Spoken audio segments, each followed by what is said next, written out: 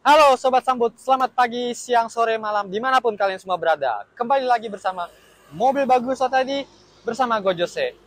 Ya, sekarang kita ada di Wuling Arista Bintaro dan kebetulan kita mendapat satu unit spesial untuk di review ya. Jadi kami berterima kasih dulu sebelumnya sama Wuling Arista Bintaro karena sudah mau meminjamkan unitnya ya. Terima kasih.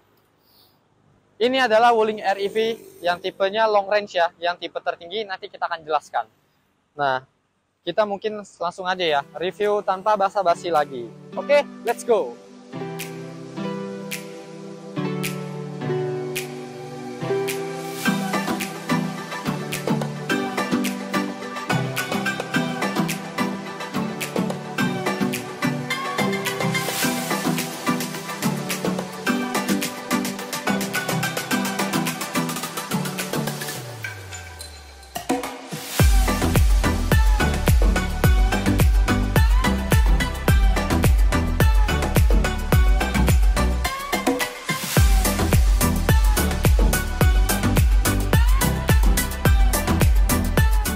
Nah, tampilan depannya seperti ini ya. Jadi first impression-nya itu kayak mobilnya tuh bener-bener mungil banget. Bahkan lebih kecil dari ini ya, apa namanya, Suzuki Karimun Wagon R. Jadi desainnya bener-bener compact banget, futuristik, seperti mobil-mobil listrik tidak pada umumnya sih. Jadi soalnya desainnya cuma Wuling RV ini doang yang punya. Nah, kalau kita lihat bagian depan, di sini garis chrome-nya itu dipadukan dengan warna biru ya. Jadi apa ya, menambahkan kesan futuristik ya. Karena kan kalau biru-biru identiknya dengan listrik ya biasanya. Maaf nih kalau so tahu nih, karena kelihatannya seperti itu. Nah, kemudian kalau kita turun sedikit ke bawah, ini dia port chargingnya ada di depan. Jadi kalau misalnya mobil-mobil konvensional biasanya kalau mau buka tangki untuk tutupkan bensinnya tuh di kiri atau di kanan ya. Tapi kalau untuk mobil listrik Wuling REV ini, jadi ini charging portnya ada di depan. Kemudian kalau kita turun sedikit ke bawah, bagian kiri kanan lampunya pastinya sudah full LED ya. Jadi tidak menggunakan lampu-lampu jenis halogen. Kemudian juga dia di bawah sini ada fog lamp-nya ya. Dan fog lamp-nya pastinya sudah LED juga. Nah, karena ini mobil listrik, jadi platnya ini menggunakan plat biru. Mungkin Sobat Sambut masih ada yang belum tahu nih, apa sih maksudnya nih plat biru kayak gini. Jadi, kalau misalnya mobil listrik itu bebas ganjil genap kalau misalnya kita lewat jalan-jalanan di Jakarta. Betul, jadi pemerintah memberikan keluasan untuk para pengguna mobil listrik bebas ganjil genap. Jadi kalian aman banget nih mau berkendara, mau platnya ganjil, mau genap, kalian aman, gak bakal kena karena mobil listrik diberikan kebebasan seperti itu ya. Mantap pemerintah. Oke, sekarang kita ke bagian samping ya.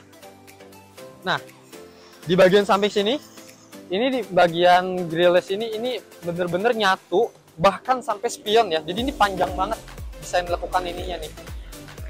Kemudian juga spionnya ini warnanya beda dengan warna bodi ya, tidak menyatu dia. Warnanya sama di bagian dengan pilar ya, bagian atas. Kemudian kita turun, kita melihat profil bannya. Nah, ini yang unik juga ya, karena meskipun dia mobil, tapi bannya itu ukurannya tidak pada mobil-mobil pada umumnya nih. Jadi ukuran bannya ini hanya di angka ring 12 aja. Jadi kecil, mirip-mirip sama ring motor, profil ban motor ya. Tapi pasti gedean ini dong. Dan kemudian juga desainnya seperti ini ya. Jadi Wuling itu bener-bener bikin desain kayak ini terpatri di otak orang tuh kayak, wah ini bener-bener mobil listrik nih. Gak kelihatan kayak mobil bensin atau mobil konvensional pada umumnya. Jadi good job banget Wuling. Ini bener-bener desainnya tuh keren ya. Kemudian kita beralih lagi ke bagian sini. Untuk handle pintunya juga dia berbeda. Dia handle pintunya ini tidak di bagian sini lagi ya, nggak cantel, tapi dia di sini nih. Jadi modelnya itu kayak handle pintu HRV yang lama ya, HRV yang lama, dia kan kayak gini nih. Cuma bedanya dia chrome, nggak plastik. Tuh. Jadi nggak terlihat murahan kesannya kayak kesan mewah gitu. Jadi sekali lagi bener-bener Wuling itu bikin desain mobil tuh yang dibilang nyeleneh sebenarnya nggak juga, tapi kayak orang-orang tuh kalau ngelihat di jalan tuh kayak, oh Wuling REV nih, gitu. Langsung inget tuh, keren Wuling. Kemudian juga jendela belakangnya ini agak unik ya, karena jendelanya itu agak lebih turun lagi ke bawah ya sampai sini. Kemudian profil ban belakang juga pastinya sama ya sama profil ban depan. Dan kalau kita lihat, tidak ada antena ya ternyata. Kita tidak tahu Wuling menyematkan antenanya di mana, tapi keren banget pokoknya. Sekarang kita beralih ke bagian belakang. Nah, di bagian belakang ini bener-bener ini ya, apa namanya, kayak atas sampai bawahnya tuh lekukannya tuh futuristik gitu ya. Dan kalau kita lihat bagian atas, dia pasti ada reflektor lampnya. Kemudian juga logo Wuling-nya tidak ada di kiri atau di kanan, tapi sini tertulis dengan jelas Wuling. Jadi benar-benar menegaskan ini mobil Wuling nih. Reflektor juga ada di sini di bagian bagasi, dan ini memanjang dari kiri sampai ke kanan. Kemudian juga untuk stop lampnya pastinya sudah full LED. Kemudian di bawahnya juga ada reflektor lamp lagi, dan di sini ada emblem REV. Jadi bacanya bukan iRev ya, tapi REV. EV mungkin singkatan dari electric vehicle. Kemudian kita turun sedikit ke bawah, dia juga ada 2 sensor parkir dan ada kamera mundur di sini. Jadi memudahkan banget untuk teman-teman yang misalnya mau parkir di tempat sempit. Apalagi ini mobil dimensinya benar-benar kecil, ramping. Jadi pastinya kalau mau parkir di tempat-tempat yang mungkin agak susah buat mobil-mobil biasa, ini mobil pasti bisa. Dan kalau misalnya kita buka bagasinya ya, ini bisa dibuka loh. Nah, memang untuk bagasinya kita tidak bisa berharap banyak ya, karena mobil ini 2 baris ya kursinya. Jadi untuk bagasinya mungkin tidak bisa menyimpan terlalu banyak barang. Mungkin ya seperti perkakas-perkakas P3K atau apa namanya, ini nih alat buat ngecharge-nya. Sama mungkin peralatan-peralatan kecil lainnya ya. Jadi tidak muat galon guys untuk mobil ini. Kalaupun mau muat paling taruh di sini. Atau sebenarnya bisa kalau kalian mau bawa galon, tenang aja. Tinggal ditarik, dilipat lagi seperti ini. Nah, jadi tenang aja, Wuling pasti memperhatikan fungsi, dan selain estetika ya, pasti Wuling juga memperhatikan fungsi juga. Kalau kalian yang mau bawa-bawa barang, tenang saja. Ini kita balikin lagi ya.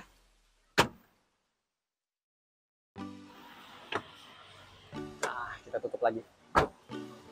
Oke, untuk eksterior mungkin segitu dulu, dan kita akan langsung loncat ke dalam aja guys. Let's go. Nah, sekarang kita udah ada di dalam interior dari Wuling REV ini ya, dan ini kuncinya keyless. Kita akan taruh sini aja. Nah, ini untuk varian tertingginya tadi keyless ya, dan kita tidak menemukan tombol start stopnya nih. Pasti kalian pada bingung kan ada di mana? Ya tenang, karena kalau kalian mau nyalain itu tinggal injek rem aja. Nah, udah nyala tuh. Tapi karena mobil listrik jadi nggak terlalu kedengeran kan. Karena panas, kita nyalain AC dulu guys. Jadi mobil ini benar-benar tidak menimbulkan suara bising, tidak menimbulkan suara mesin atau apapun itu, tapi hanya menimbulkan suara dari AC saja. Dan itu masih bisa dimaklumi karena panas dong kalau nggak ada AC. Dan ini bener-bener mobil tuh pasti nyaman banget, karena kita tidak mendengar suara-suara bising ataupun tidak merasakan biasanya getaran-getaran mesin masuk ke dalam kabin ya gitu. Jadi ini karena sudah full listrik pastinya. Nah, kira-kira apa aja sih yang tersedia, fitur-fitur maupun teknologi yang ada di Wuling REV ini? Kita kupas tuntas satu persatu ya. Biasanya kalau misalnya gua bahas dari sebelah kanan kan suka ada power window lock atau power door lock kan. Tapi ini tidak ada guys. Jadi power door lock-nya ada di sini. Dia nyatu kayak ini ya, mobil-mobil kayak Agya atau Ayla biasanya ya, atau mobil-mobil entry level. Jadi tombolnya tuh nggak yang di sini tapi di sini. Jadi kalau kita kunci langsung otomatis. Cuma nggak perlu repot-repot neken lagi, karena kalau misalnya kita jalan itu dia udah otomatis kunci. Kemudian power window-nya di mana nih kalau gitu guys? Ada di sini. Jadi power window-nya ini auto di sisi kiri dan di sisi kanan. Jadi enak banget nih, autonya tuh up and down. Kemudian karena kita nanggung nih, kita lagi bahas ini, kita langsung aja bahas nih. Untuk yang tipe varian tertingginya yang long range ini, itu sudah menggunakan electric parking brake. Dan di sini juga ada assist brake. Jadi kalau misalnya di kemacetan atau di lampu merah, kalian nggak perlu repot-repot lagi untuk narik tuas atau narik tombol electric parking brake-nya ini. Jadi sangat ngebantu banget nih kalau lagi di kemacetan. Nah, kita akan bahasnya mungkin yang hanya tipe tertingginya aja, yang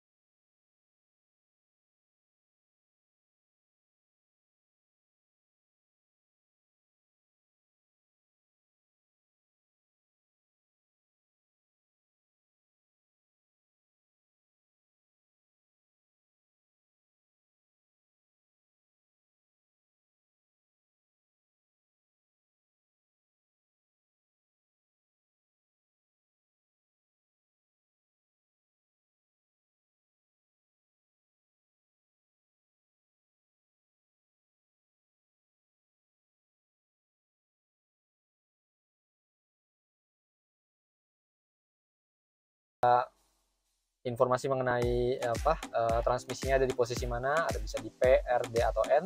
Kemudian sebelah kanannya ini ada untuk menunjukkan kecepatannya kita sudah berapa. Kemudian juga ada informasi baterai, kemudian jarak tempuh, kemudian juga odometer. Ini tripnya sudah 5.800, ya wajar lah, namanya juga unit pinjaman. Kemudian kalau kita lihat sebelah kiri, ini ada power dari mobilnya. Jadi ini menampilkan informasi kayak berapa kilowatt, kemudian juga ada voltasenya, kemudian juga ada modenya. Jadi jangan salah, meskipun ini mobil mini, mobil kayak cuma buat nge-mall ya misalnya, ini mobil ada modenya, ada eco mode, ada normal mode, sama sport mode. Bayangin nih, ini mobil listrik udah pasti kan irit ya, hemat, tapi masih dikasih eco mode juga. Jadi udah iritnya irit kuadrat lah pokoknya. Tapi misalnya buat kalian yang kayak pengen punya sensasi jiwa muda ya, pengen coba berakselerasi, tenang, ada sport mode. Tapi kalau misalnya kalian menggunakan eco mode, ini kecepatannya dibatasi mungkin hanya sekitar jadi 80 km per jam. Tapi kalau misalnya kalian pakai di sport mode, itu jadi 100 km per jam. Mentok di segitu ya guys, gak usah ngebut-ngebut. Nah ini mobil tuh buat nyantai aja bawaannya. Kemudian kita beralih ke sebelah kiri, ini multimedianya juga lumayan besar ya. Yang nggak terlalu kecil banget tapi juga nggak terlalu gede banget, jadi tidak menghalangi visibilitas ke depan. Kemudian kalau kita lihat di sini di tombol home ini ada lengkap ya, ada pengaturan AC, kemudian kita bisa telepon, kemudian musik, radio, bahkan ada navigasinya juga. Jadi kita nggak perlu repot-repot pakai Google Map di HP, ini udah bisa menampilkan navigasi yang pastinya terupdate. Kemudian juga kalau misalnya teman-teman sobat sambut mau dengerin lagu lewat Bluetooth, ini pastinya bisa banget. Nah ini nih yang menarik nih. Halo Wuling. Halo. Buka jendela. Oke, membuka jendela pengemudi. Waduh, mantap banget ya. Halo Wuling.